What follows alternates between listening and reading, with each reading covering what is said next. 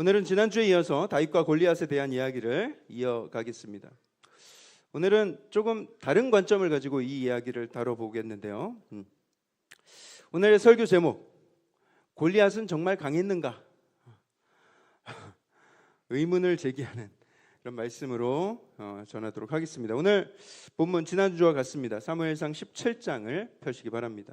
사무엘상 17장 찾으면서 들으시길 바랍니다. 여러분들 축구 좋아하시는 분들 많이 계실 텐데 저도 상당히 축구를 좋아합니다. 그런데 우리가 2002년 월드컵 이후로는요, 뭐 이태리도 이기고 스페인도 이기고 독일도 이기고 막 하잖아요. 그런데 그거 아십니까, 여러분? 2002년 이전에는 우리나라가 단 한 번도 유럽 팀과 붙어서 이겨본 적이 단 한 번도 없었어요. 2002년 전에 헝가리 같은 나라한테도 막 9대 0으로 지고요. 98년 네덜란드한테 막 5대 0으로 지고 그랬어요. 당시 우리나라는요, 유럽 팀하고 붙으면 그래 너희가 이겼어, 우리는 안 돼, 이런 마인드를 가지고 있었어요.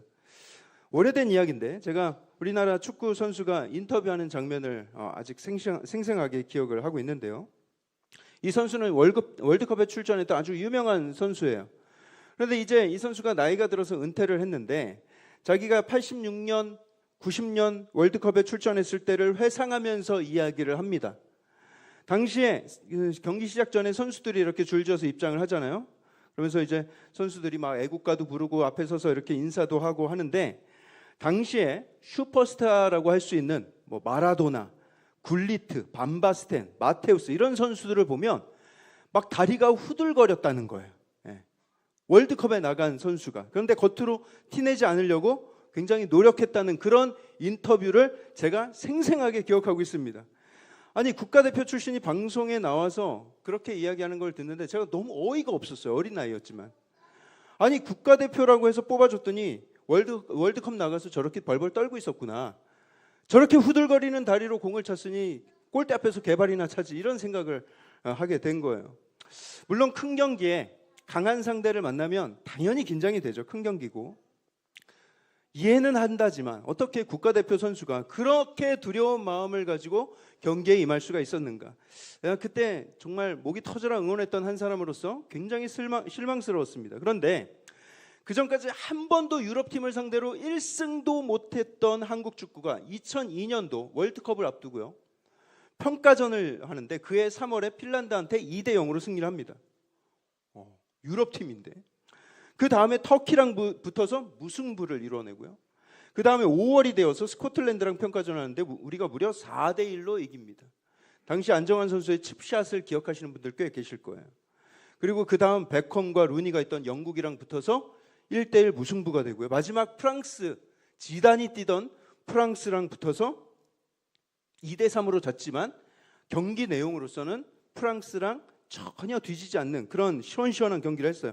그러니까 우리 선수들이 막 자신감이 확 올라왔어요. 그리고 드디어 월드컵이 열렸고요. 엄청난 응원을 받으면서 경기 하나를 치르는데 첫 경기 폴란드를 이기더니, 거기도 유럽이죠, 미국과는 비기고 또 피구가 뛰고 있던 포르투갈을, 박지성 선수 그 골 기억하시죠?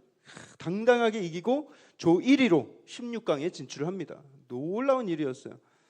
그리고 16강전에서 여러분들 기억하시는 이태리전, 아마 안정환 선수가 그때 그 이 골든골을 넣지 못했다면 아마 그때부터 쭉 치앙마이에서 살고 있었을 거예요.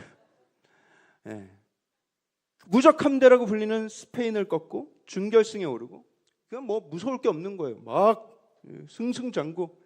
준결승에서 독일을 만나는데 다리가 후들거렸을까요? 아니에요. 오히려 잃을 게 많았던 독일이 오히려 다리가 후들거리지 않았을까 생각을 해봅니다.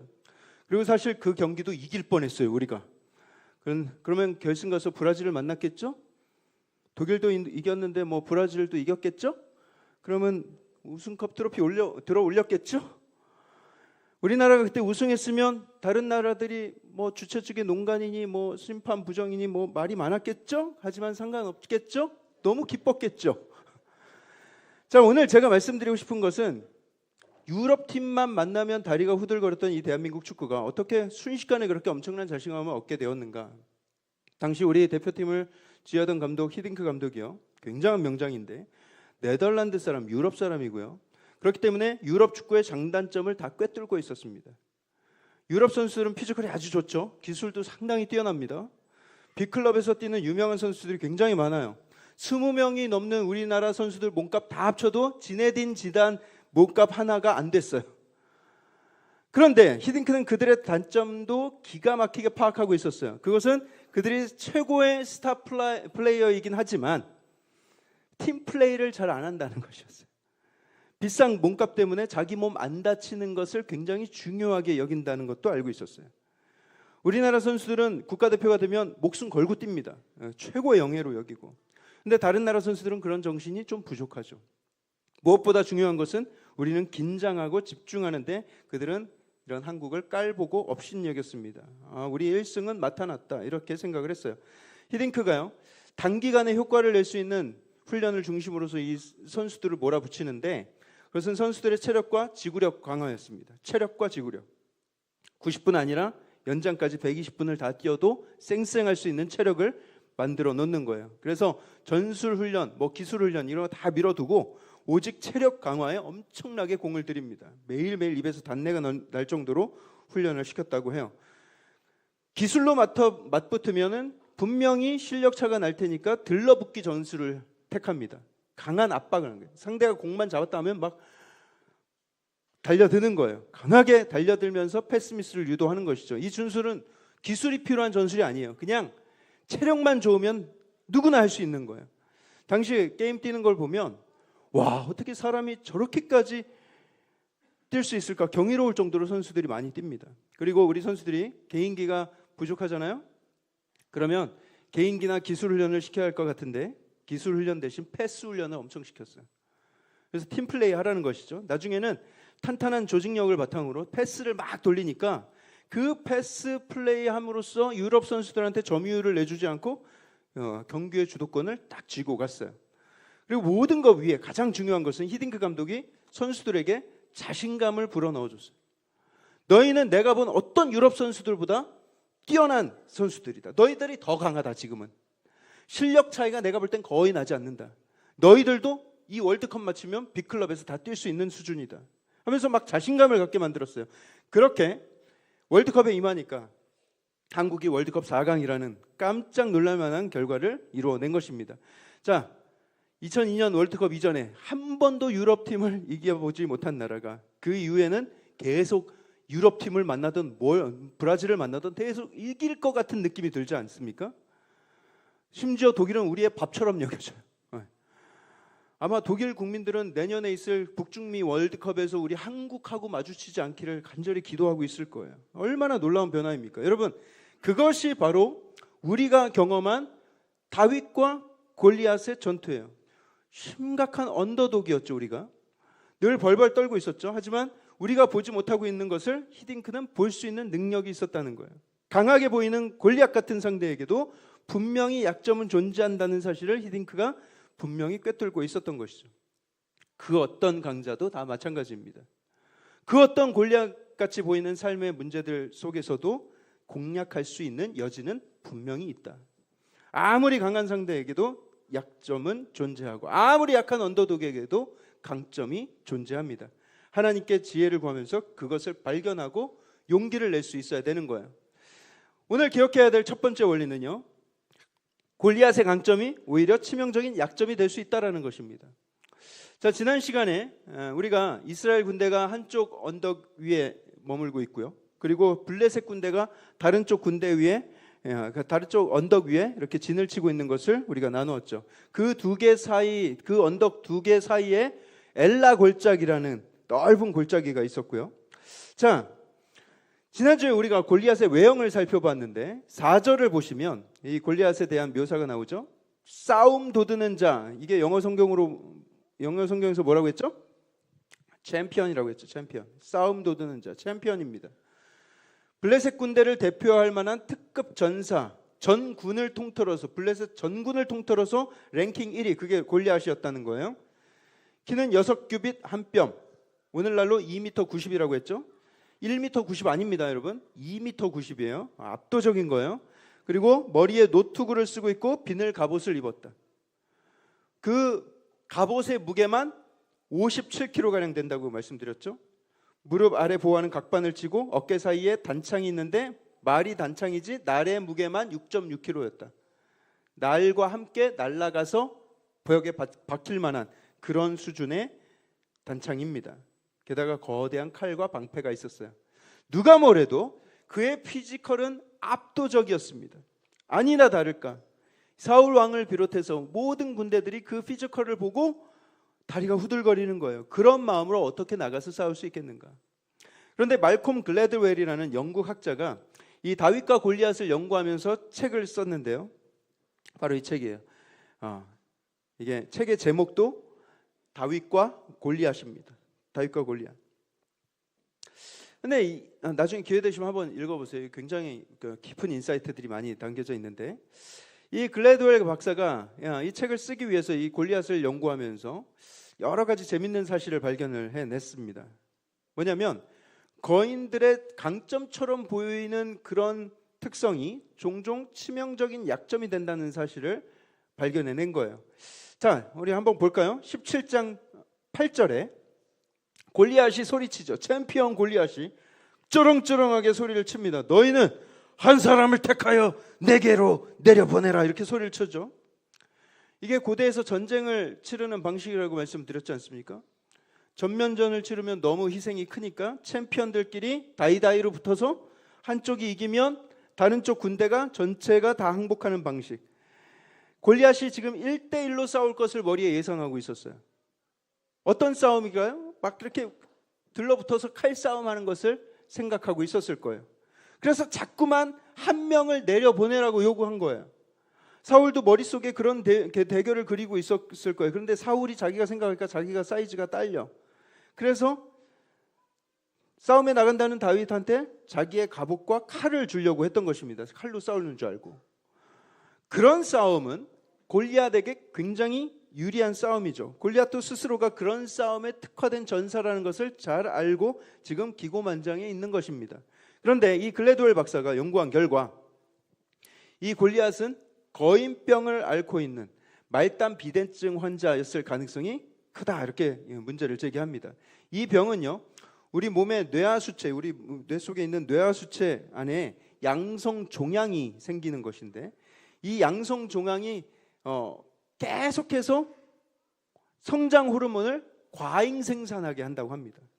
그래서 몸이 멈추지 않고 계속 자라는, 성장기가 지나면 우리가 멈추지 않습니까? 기가 멈추는데 이 말단 비대증 걸린 사람들은 몸이 멈추지 않고 계속 자라는 거예요. 근래에 가장 큰 키로 기네스북에 올랐던 로버트 워들로라는 사람이 있었는데 그 사람이 사망 당시에 키가 172cm였어요.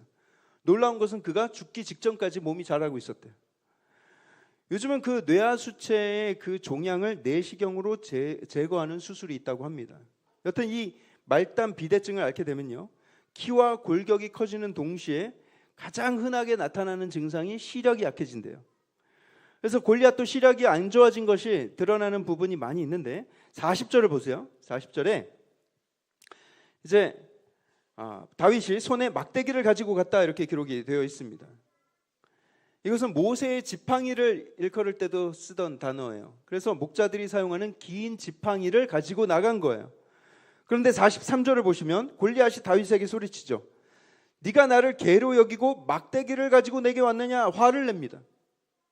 분명히 40절에는 다윗이 들고 간 막대기를 단수로 썼어요. 단수, 막대기 지팡이 하나 들고 나간 겁니다. 그런데 골리앗은 지금 시력이 안 좋아. 뭐가 막 겹쳐 보여. 그래서 복수를 사용하고 있어요. 우리말 성경에는 그게 표현이 안 됐는데 여러분 지금 43절에 그 막대기는 복수로 나온 것입니다. 그래서 A 스틱이 아니라 스틱스라고 영어 성경에도 그렇게 기록해 있어요. 그래서 네가 나를 개로 여기고 지금 막대기들을 들고 내게 나왔느냐 이렇게 말한 거예요. 막대기들. 지금 이 불쌍한 거인께서 지금 시력이 좋지 못해요. 또 41절을 잘 관찰해 보면 골리앗이 혼자 서 있는 게 아니라는 것이 발견이 됩니다. 41절 한번 보세요. 우리가 성경을 꼼꼼히 읽어야 되는 이유가 바로 여기 있는데 41절에 보면 이 블레셋 사람이 골리앗이 방패든 사람을 앞세우고 다윗에게로 점점 가까이 나아가니라 이렇게 기록하고 있어요. 그러니까 이 시력이 약한 골리앗을 위에서 군인 하나가 방패 들어주는 척을 하면서 길을 안내해주고 있는 것처럼 보여요. 당시에 시력이 좋지 않다고 해서 뭐 안경이 있겠어요? 렌즈가 있겠어요? 막 겹쳐 보이고 흐릿하게 보이고 그러니까 사람 하나를 앞에 붙여준 게 아닌가 생각이 들어요. 그리고 골리앗의 행동은 느립니다. 앞도 잘 안 보이니까 더 느렸을 거예요. 근데 군인 중에 누군가 날쌘 사람이 대신 방패를 들어주는 척하면서 앞길을 인도하고 있다. 그리고 지금 이스라엘이 겁을 먹었다고 했죠. 그런데 아마도 겁을 먹은 쪽은 블레셋도 마찬가지였던 것 같아요. 지금 이 거인이 지금 40일 동안이나 조석으로 몸을 드러내면서 막 위협을 가했단 말이죠. 아니 자신 있으면 직접 덤비면 되잖아요. 막 전면전을 벌이면 되잖아요. 그런데 계속 상대방의 그 분위기를 예의주시하면서 자기한테 유리한 싸움 방식을 계속 요구하고 있었던 것입니다. 왜 그랬을까요? 홍해를 가르신 여호와 하나님, 가나안의 여러 민족들을 차례로 무너뜨린 이 이스라엘을 섣불리 공격했다가는 우리가 당할 수도 있다. 뭔가 쫄리는 게 있었지 않았나 이런 생각을 하게 됩니다. 거인도 겁이 많을 수 있다는 거예요. 센 척하는 것들이 의외로 허점도 많고 겁도 많고 그래서 더 고래고래 소리를 지르는 것이죠. 겁이 나니까. 거기에 속아서 겁을 먹으면 나만 손해인 것입니다. 약점을 잘 살펴야 되는 거예요. 보세요. 그렇게 싸우고 싶었다면 40일 동안 그렇게 싸우고 싶었다면 다윗이 나타났을 때 얼씨구나 하면서 달려들었어야 되는데 지금 앞에 방패 든 사람을 앞세우고 천천히 다가가고 있는 모습입니다. 조심스럽게. 행동이 굉장히 느린 것이죠. 44절 보세요. 내게로 오라. 내가 네 살을 공중의 새들과 들짐승에게 주리라. 이렇게 골리앗이 소리를 쳤습니다. 자꾸만 가까이 오래요. 내게로 와라. 가까이 와라. 야, 안 보여. 가까이 와. 지금 안 보이니까 좀 더 가까이 와야 보일 것 같아. 이러는 거예요. 거인병이 걸려서 키가 큰 사람들을 보면 뭔가 걸음걸이가 좀 불편한 것을 볼 수가 있습니다. 좀 안타깝죠. 막 활기차고 빠르게 행동하기보다는 어정쩡하고 이렇게 구부정하게 걷는 사람들이 대부분이에요. 글래드웰 박사가 이런 정황들을 놓치지 않고 말단 비대증 환자의 이 골리앗의 치명적인 약점으로 이것을 규정했어요. 시력도 약하죠. 걸음도 느리죠. 다윗이 바로 그 약점을 파악하고 그를 두려워하지 않았다. 이게 정말 중요한 교훈입니다. 힘이 있고 강하게 보인다고 해도 실제 그런 것은 아닐 수 있다는 거예요. 이걸 기억하면서 살아가는 거 중요합니다. 어떤 문제든 반드시 공략할 여지가 있습니다. 강자처럼 보인다고 해서 섣불리 용기를 잃거나 포기하지 말라는 거예요. 1930년대 세계 1차 대전 당시에 프랑스가요, 독일의 침공을 막기 위해서 마지노선이라는 거대한 방어 체제를 구축합니다. 프랑스와 독일 그 국경지대에 긴 요새를 설치한 거예요. 우리도 마지노선이라는 말을 많이 쓰지 않습니까? 마지노라는 게 이게 그 당시에 이 방어 체제를 구축한 프랑스 장관의 이름이래요. 그래서 저도 얼마 전까지 이게 한자어인 줄 알았는데 프랑스 사람 이름이래요. 자, 이 당시에 이 프랑스가 이 마지노선을 구축해 놓고 굉장히 자신만만했다고 합니다. 아무리 막강한 독일 전차 부대도 이 마지노선을 뚫고 들어올 수는 없다. 우리 프랑스 군대는 세계 최강이다 하면서 굉장히 자신만만해 있었어요. 하지만 독일군이요, 마지노선을 정면으로 돌파하지 않고 벨기에와 아르덴 숲 저쪽 돌아가지고 우회해서 공격을 했어요. 그리고 단 6주 만에 프랑스는 독일에게 패배하고 맙니다. 마지노 요새를 지어놓고 엄청 자기들이 막강할 줄 알았던 이 프랑스가 오히려 그 요새로 인해서 방심하게 되었고요. 그것이 그들에게 치명적인 약점이 되었던 것입니다. 여러분, 소비엣 유니언 아시죠? 다시 말해서 소련이란 나라를 기억하실 거예요. 오늘날 러시아의 전신이죠. 20세기 중반까지만 해도 소련은 미국과 맞먹는 초강대국이었습니다. 기억하시는 분들 많이 계실 거예요. 핵무기에 막강한 군사력에 세계에서 가장 넓은 영토에 유럽과 아시아와 동시에 막 접해 있고요. 석유를 무한정 생산할 수 있는 나라, 우주개발, 인공위성 발사, 미국보다 앞서 있었던 그런 나라입니다. 초강대국이었어요. 절대 무너질 것 같지 않았던 이 골리앗 같은 나라가 1991년 어느 날 갑자기 붕괴가 되었어요. 상상도 못할 일이었습니다. 깜짝 놀랐어요. 뉴스를 보고. 붕괴 원인은 내부 분열, 경제 약화, 주변 공산주의 국가들의 붕괴, 여러 민족들의 독립 요구, 쿠데타, 석유 가격 폭락, 여러 가지 일들이 복합적으로 골마가고 있었던 거예요. 겉으로 보기엔 초강대국이었지만 속은 골마가고 있었다. 그들은 그 약점을 잘 숨기고 있었던 것뿐입니다. 그러니 여러분, 우리가 직면한 삶의 문제들도 지혜롭게 살필 필요가 있어요. 정말 우리가 겁먹을 정도로 그것이 정말 막강한 문제들인가? 우리가 정말 맞서 싸울 수 없을 정도로 그렇게 강한 것이 맞나? 아니요, 여러분. 강해 보일수록 그 큰 그림자 뒤에 드러나지 않은 약점이 굉장히 크게 숨겨져 있을 수 있다. 이것을 기억할 수 있어야 합니다. 또 오늘 기억해야 될 두 번째 원리는요, 나의 약점이 의외의 강점이 될 수 있다는 것입니다. 상대적으로 열쇠처럼 여겨지고 누가 봐도 내가 언더독인데 질 확률이 이길 확률보다 훨씬 더 높은 것이죠. 하지만 다윗처럼 용기를 잃지 않고 포기하지 않는다면 분명히 연약함 속에서 강점을 찾을 수 있는 거예요. 강력한 무기를 내 안에서 발견할 수 있게 되는 것입니다. 그리고 바로 그때 하나님이 나의 편에서 싸우신다는 확신까지 있다면 그때부터는 백전백승인 거예요. 다윗이 그랬습니다. 다윗은 아무도 주목하지 않은 소년에 불과했죠. 심지어 그의 집안에서도 그의 걔가 있는지 없는지 별로 관심을 받지 못했어요. 양이나 치는 존재였어요. 양이나 치는 존재. 하지만 그가 양이나 치는 존재였기 때문에 그가 훈련받을 수 있는 것이 있었는데 그게 바로 물매였어요. 빈들에서 사자나 곰이 나타날 것을 대비하면서 늘 물매 연습을 해왔던 거예요. 다윗이 처음부터 물매를 잘 던졌겠습니까? 그런데 아무 생각 없이 밖에 양치러 나갔는데 자기 눈앞에서 어린 양이 사자한테 물려가는 장면을 그냥 지켜보고 있는 거예요. 아무 저항도 못하고. 자기는 그냥 몸을 숨기고 있어야 돼. 그게 두고두고 분하고 억울하고 이게 막 화가 풀리지 않는 거예요. 그래서 그 사자에게 복수하고 싶은 마음, 다시는 내가 내 양을 뺏기지 않겠다라는 그 의지를 가지고 연습을 하는 것입니다. 매일매일 연습을 하는 거예요. 그러자 어느덧 진짜 사자가 나타나고 진짜 곰이 나타나도 원킬 할 수 있는 그런 엄청난 물매 실력을 갖추게 된 것이죠. 당시에 물매는요, 굉장히 파워풀한 무기였는데 보병 그리고 궁병, 활 쏘는 궁병, 이 두 부대와 더불어서 이 물매를 던지는 부대를 따로 육성했다고 합니다. 그래서 실제로 이 물매는 돌을 넣고, 물매 사진 한번 보여주시겠어요? 네, 저렇게 생긴 건데 돌을 중간에 놓고 휙휙 돌리는데 초당 6회에서 7회, 초당. 그러다가 물매 한쪽을 탁 놓으면 그 날아가는 속도가 초속 35m, 1초에 35m 날아가는 거예요. 최대 400m 이상을 날아간다고요. 골프 치시는 분들 400m 이상 날아간다고 생각하면 얼마나 엄청난 거리인지 아실 거예요. 그리고 이게 그냥 막 날아가는 게 아니라 아무데나 날아가는 게 아니라 200m 앞에 작은 동전 하나도 정확히 맞출 수 있을 정도의 그런 정확성을 가지고 훈련을 했다고 합니다. 그런데 지금 골리앗은 지금 자꾸 가까이 오라고. 그런데 다윗이 바보입니까? 칼을 맞을 정도로 가까이 가진 않겠죠. 적당한 거리에서 물매를 돌리기 시작합니다. 아무리 큰 칼을 가지고 골리앗이 덤빈다고 해도 실제로 다윗은 사실 권총을 들고 있는 거나 마찬가지였던 거예요.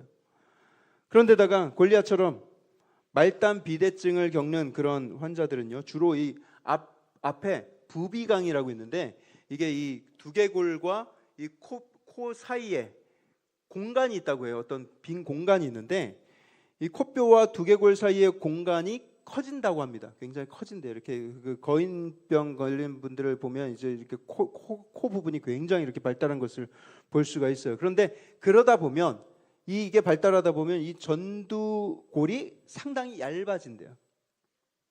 그러니까 그 강한 물맷돌을 맞았을 때 그 얇아진 두개골에 구멍이 나기 쉽고 그 빈 부비강 안으로, 그 공간 안으로 돌이 박히게 되는 것이죠. 바로 사망인 것입니다.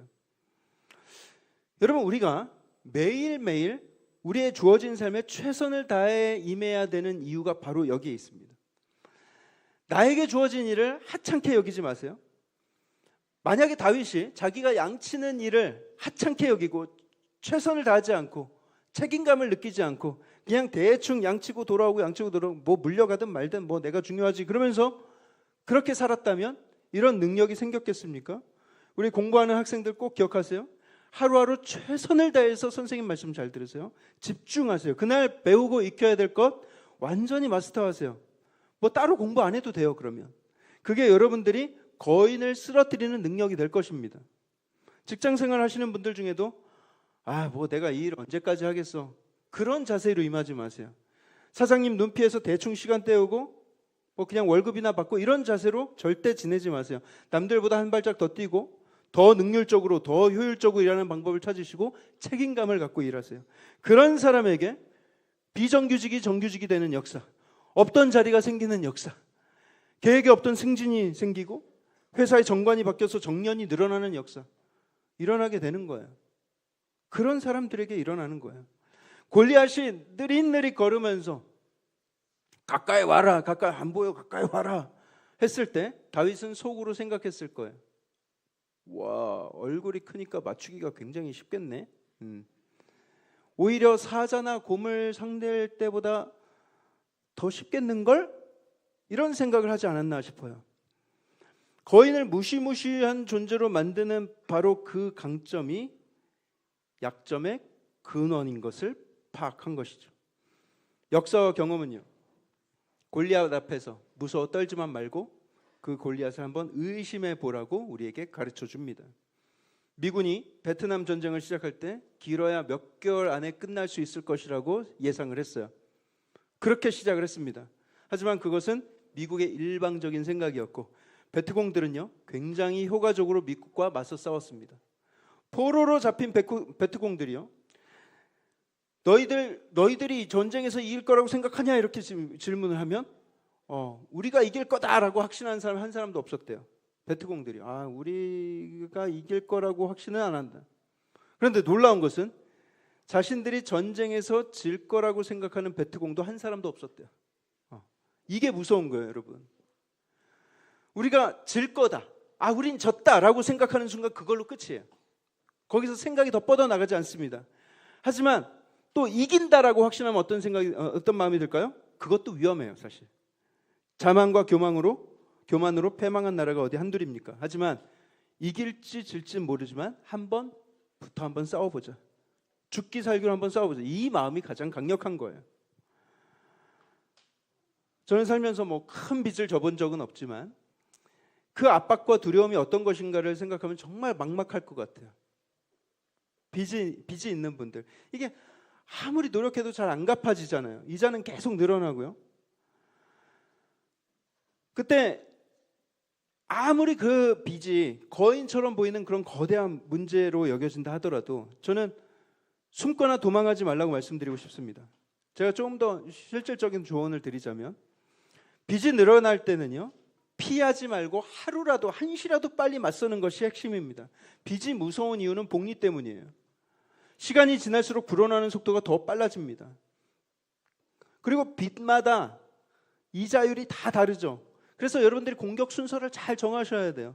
소액의 빚, 갚을 수 있는 것부터 빨리 지워나가고 그 성취감으로 다음 빚 상환에 도전할 동기부여를 얻게 되는 거예요. 이자율 높은 것부터, 그리고 작은 것부터. 그리고 많은 사람들이 은행을 막 절대 권력이라고 생각을 하지만 그렇지 않습니다. 은행도 고객이 돈을 갚지 못하면 은행도 망해요. 은행도 손해를 봅니다.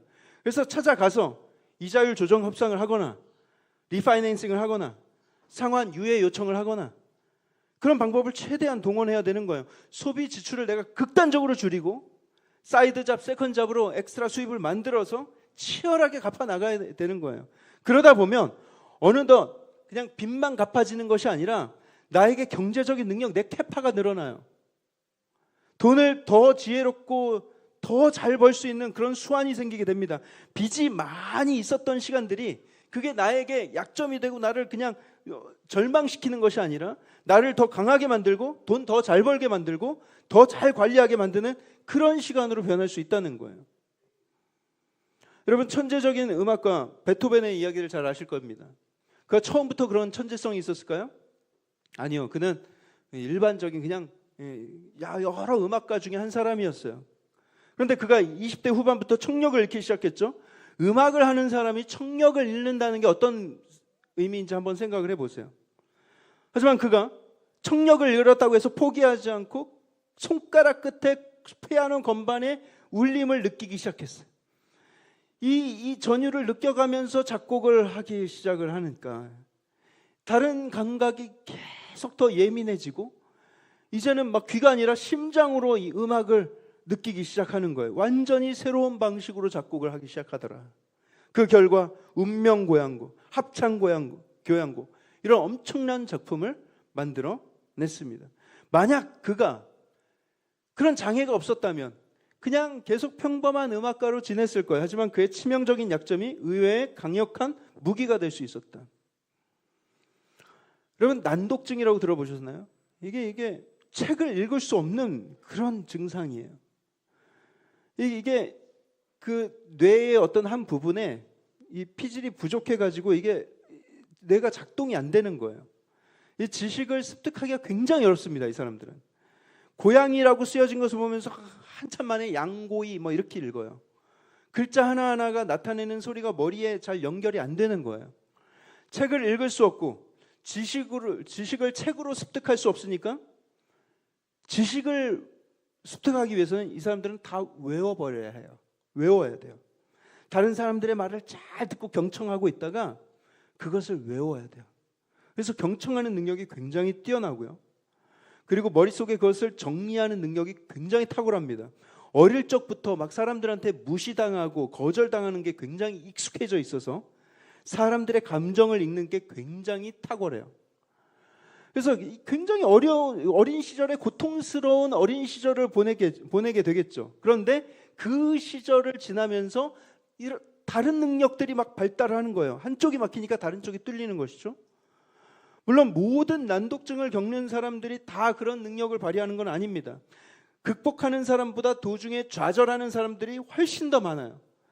그러면 그 아이들은 사회 극단으로 가게 될 확률이 굉장히 높습니다. 범죄자가 되거나 마약 중독자가 되기 굉장히 십상이에요. 그런데 포기하지 않고 부단히 그 장애를 극복하기 위해서 노력한 사람들 중에는 굉장히 훌륭한 사람들이 많이 나왔어요. 런던 시티 대학의 줄리 로건 박사가 이걸 연구했는데 성공한 기업가들을 연구해 보니까 무려 3분의 1이 난독증을 앓고 있더라. 3분의 1. 이게 뭐 흔한 병도 아닌데 말이죠. 미국의 대학들은요, 우리나라 주주총회 하듯이 이 기부자들이 이렇게 모이는 모임을 종종 하는데 그 대학에 큰 돈을 막 기부할 정도면 얼마나 큰 사업을 하는 사람들이겠어요. 굉장한 부자들이죠. 사교 모임처럼 모이는데 그 모임에서 난독증을 겪고 있는 사람 손을 들어보라고 했더니 한 절반이 손 들더래요. 그만큼 난독증을 겪는 사람들 중에 크게 성공한 사람들이 많았다는 것이죠. 그러면 우리 자녀가 그 난독증 좀 있었으면 좋겠다 이런 생각 하지 마세요. 그게 정말 괴로운 것입니다. 물론 굉장히 끔찍한 어린 시절을 보냈어야 됐겠죠. 아이들한테, 친구들한테 글도 못 읽는 바보, 멍청이 취급을 당했을 것이고요. 굉장히 큰 좌절과 거절감을 경험했을 거예요. 하지만 그 약함을 인정하고 부단히 노력했을 때 사람들의 읽는 능력을 훨씬 더 추월할 만한 엄청난 능력을 갖추게 되었더라. 여러분, 오늘 설교 말씀은요, 어쩌면 너무 인본주의적인 그런 설교처럼 들릴 수 있어요. 하나님의 은혜와는 전혀 상관없는 그런 내용처럼 들릴 수가 있어요. 그런데 여러분, 우리가 이 다윗과 골리앗의 이야기를 묵상하면서 다윗은 너무나 특별한 사람이었고 그는 믿음이 너무 좋아가지고 하나님이 특별히 그를 도우셨다 하고 어떤 특별한 사람만 경험하는 은혜, 특별한 이야기로만 여기면요, 우리는 그 이야기를 그냥 먼 영웅 이야기처럼만 받아들이는 경우가 있어요. 몇천 년 만에 한 번 있을까 말까한 막 전설처럼 여기고 말이죠. 우리가 사는 현실하고는 좀 거리가 있지. 우리 현실에서는 잘 일어나지 않은 그런 머나먼 성경 이야기로 치부해버려요. 하지만 여러분, 그렇기 때문에 제가 오늘 여러분들한테 말씀드린 것처럼 이 다윗과 골리앗의 전투를 좀 더 현실적으로 바라볼 필요가 있는 거예요. 하나님은 우리의 약함을 들어 강하게 만드시는 분이시라는 것을 우리는 이 사건을 통해서 기억할 수 있어야 합니다. 고린도전서 1장 27절에서 29절을 보여주세요. 1장부터. 제가 읽어드릴게요. 하나님께서 세상의 미련한 것들을 택하사 지혜 있는 자들을 부끄럽게 하려 하시고 세상의 약한 것들을 택하사 강한 것들을 부끄럽게 하려 하시며 하나님께서 세상의 천한 것과 멸시받는 것들과 없는 것들을 택하사 있는 것들을 패하려 하시나니 이는 아무 육체도 하나님 앞에서 자랑하지 못하게 하려 하심이라. 반전을 이루신 하나님, 역전의 명수 하나님이세요. 또 다른 구절 읽어볼까요? 고린도후서 12장 7절에서 10절에 여러 계시를 받은 것이 지극히 크므로 너무 자만하게 않게 하시려고, 이게 지금 바울이 하는 얘기예요. 나를 너무 자만하지 않게 하시려고 내 육체에 가시 곧 사탄의 사자를 주셨으니 이는 나를 쳐서 너무 자만하지 않게 하려 하심이라. 지금 바울에게 늘 가지고 있는 지병이 있었어요. 이게 어떤 병인지 잘 기록이 되어 있어서 어떤 병인지는 정확하게 모르지만 늘 이 육신의 연약함 때문에 고통받았던 바울의 삶이었어요. 이것이 내게서 떠나가게 하기 위하여 내가 3번 주께 간구하였더니 나에게 이르시기를 내 은혜가 내게 족하도다. 이는 내 능력이 약한 데서 온전하여짐이라 하신지라. 그러므로 도리어 크게 기뻐함으로 나의 여러 약한 것들에 대하여 자랑하리니 이는 그리스도의 능력이 내게 머물게 하려 함이라. 그러므로 내가 그리스도를 위하여 약한 것들과 능력, 궁핍과 박해와 공고를 기뻐하노니 이는 내가 약한 그때의 강함이라. 역전의 명수 하나님, 반전의 하나님, 여러분들이 스스로를 작게 여길 때, 연약하다고 여겨질 때, 남들에 비해서 나는 언더독이야, 뒤처져 있어, 나는 부족해, 그런 생각이 들 때 여러분 제발 낙심하지 마시고 능력의 하나님, 힘주시는 하나님, 우리를 긍휼히 여기시는 하나님을 의지하시길 바랍니다. 하나님을 신뢰하고 의지하는 가운데 여러분들은 용기가 생길 거고요. 그 용기로 골리앗을 가까이 대면하며 보이지 않던 약점을 발견할 수 있게 될 거예요. 대부분은 그 하나님을 믿고 의지하는 그 용기가 없어서 골리앗 앞에 서보지도 못해요. 대부분은 뒤에 숨어 있어요. 하지만 여러분, 하나님을 믿는 믿음으로 한번 골리앗 앞에 맞서 보는 거예요. 그래야 골리앗의 약점이 보이죠. 그리고 하나님께서 여러분들이 살아가면서 준비하게 하셨던, 하나님이 준비시키셨던 바로 그 물매, 내 손에 익숙한 그 물매를 꺼내 들어서 자신 있게 던질 수 있어야 하는 것입니다. 그게 하나님을 믿는 자들이 누릴 수 있는 특권이에요. 고난이 오고 시련이 왔을 때 내가 그것을 오히려 기뻐한다. 그 이유가 바로 여기에 있는 것입니다. 하나님은 그 어떠함도 강함으로 바꿀 수 있는 분이다. 그 어떠한 거대한 문제도 한 번에 무너뜨릴 수 있는 하나님이세요. 그 믿음으로 이 세상을 담대하게 살아가는 저와 여러분들 되기를 주님의 이름으로 축복합니다. 네.